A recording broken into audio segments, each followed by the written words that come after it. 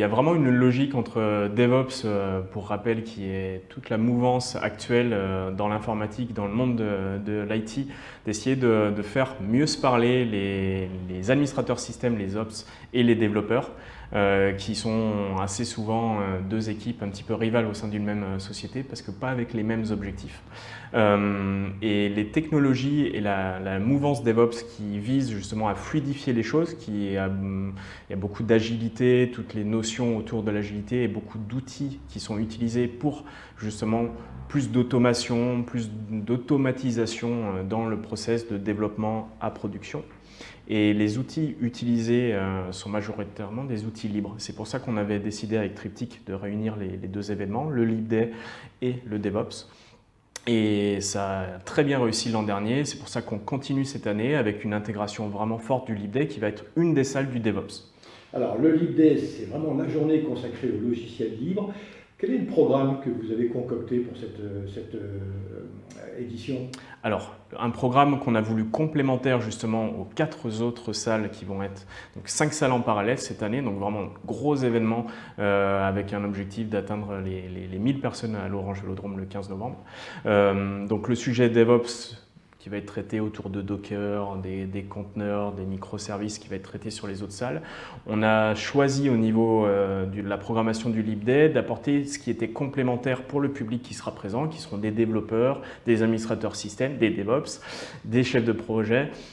C'est d'apporter le sujet par exemple framework de développement, qui pour les développeurs est très important. Il y a Sensio Labs qui est l'éditeur du framework très connu dans le monde du PHP qui est Symfony qui sera présent, qui va venir parler des nouveautés de la toute dernière version de Symfony. On va avoir à côté de ça un match qui devrait attirer pas mal de monde dans le monde des technos web, notamment avec PostgreSQL, la base de données libre VS Oracle. On va essayer de montrer un petit peu quels sont les avantages et inconvénients des deux et de faire le match prometteur.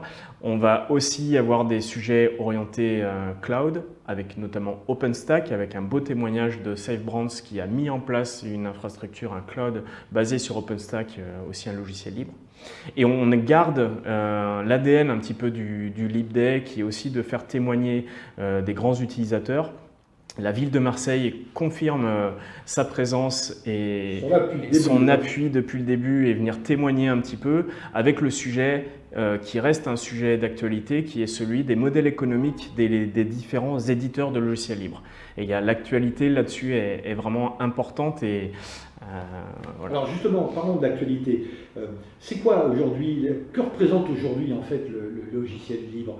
Est-ce qu'au fil des années, et grâce à des manifestations comme la vôtre, justement, il y a une prise de conscience que ça pourrait être éventuellement un élément stratégique?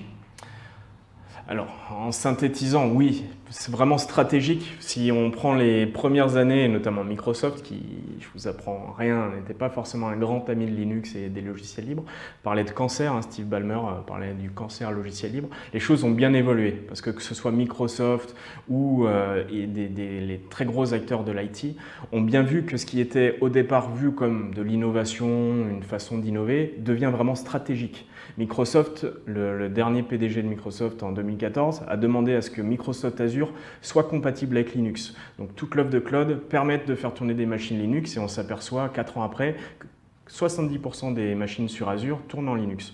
De la même façon, Microsoft a investi et a racheté GitHub à peu près 8 milliards de dollars qui est la forge où il y a tous les logiciels libres. Et là encore plus récemment, IBM qui a racheté pour 34 milliards de dollars Red Hat, le principal éditeur de logiciels libres et d'une distribution éponyme.